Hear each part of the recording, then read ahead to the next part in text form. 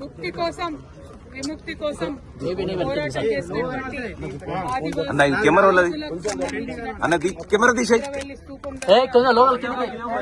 నిజంగా నరాన కూడా ఒక ఉత్తేజం కూడా వారు చేసినటువంటి త్యాగాన్ని ఒక పులకరింతలాగా ఉన్నది. మరి వారి త్యాగాలను గుర్తు చేసుకొని తెలంగాణ రాష్ట్రాన్ని అభివృద్ధి చేసుకుంటూ వచ్చినాం.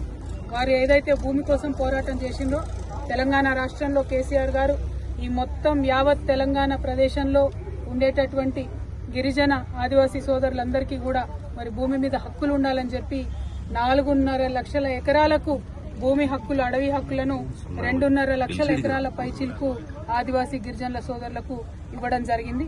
గత 10 ఏళ్లలో బీఆర్ఎస్ హయాంలో కేసీఆర్ గారి హయాంలో మరి భుక్తి కోసం భూమి కోసం పోరాటం చేసినటువంటి వీరులందరినీ కూడా గౌరవించుకోవడం జరిగింది. అటువంటి ఇంద్రవెల్లి స్తూపం దగ్గర ఇక్కడ ఉన్నామంటే నరనరాన కూడా మరి వారు చేసినటువంటి త్యాగం, వారు చేసినటువంటి పోరాటం మమ్మల్ని ఇంకా ఉత్తేజం ఇస్తుంది. మాకు ప్రజల పక్షాన, ఆదివాసీల పక్షాన, గిరిజనుల పక్షాన, మహిళల పక్షాన, దళితుల పక్షాన, బహుజనులందరి పక్షాన నిలబడి పోరాటం చేసేటటువంటి ఒక స్ఫూర్తిని బీఆర్ఎస్ ప్రతి సైనికుడు కూడా ఇవాళ ఇంద్రవెల్లి స్తూపం దగ్గర నుంచి తీసుకుంటా ఉన్నామని చాలా సగర్వంగా తెలియజేస్తా ఉన్నాం.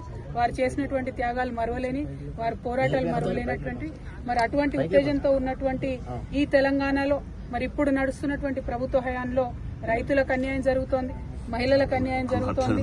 ఎవరన్నా గొంతెత్తి రైతుల పక్షాన, మహిళల పక్షాన, బహుజనుల పక్షాన మాట్లాడితే వెంటనే వారి మీద కేసులు పెట్టి ఇబ్బంది పెడుతున్నటువంటి పరిస్థితిని కూడా మనం గమనిస్తా ఉన్నాం. ఇవాళ మా వర్కింగ్ ప్రెసిడెంట్ గారు గౌరవనీయులు అన్న కేటీఆర్ అన్న గారి మీద కూడా మరి రకరకాల కేసులు పెట్టి ఏసీబీ పేరుతోని ఇంకో దాని పేరుతోని వారు ఎట్లా కక్షపూరితమైన వ్యవహారం ఈ ప్రభుత్వం చేస్తుందో తెలంగాణ ప్రజలందరూ కూడా గమనిస్తా ఉన్నారు. మరి మీ ద్వారా, మీడియా మిత్రులందరి ద్వారా ఈ ఇంద్రవెల్లి స్తూపం దగ్గర నుంచి తెలంగాణ బిడ్డలందరూ కూడా తెలియజేస్తా ఉన్నాం, ఎట్లాంటి కేసులు పెట్టినా బీఆర్ఎస్ వాళ్ళం ఎవరం కూడా భయపడేది లేదు.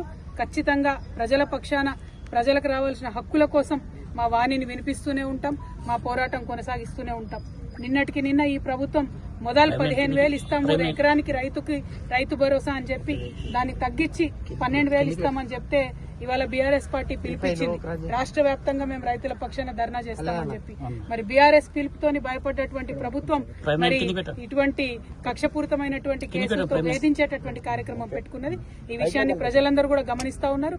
ప్రజా కోర్టులో ఈ కాంగ్రెస్ ప్రభుత్వానికి శిక్ష తప్పదని కూడా ఇంద్రవెల్లి స్తూపం దగ్గర నుంచి మేము చాలా సగర్వంగా తెలియజేస్తా ఉన్నాం. Thank you. జై తెలంగాణ.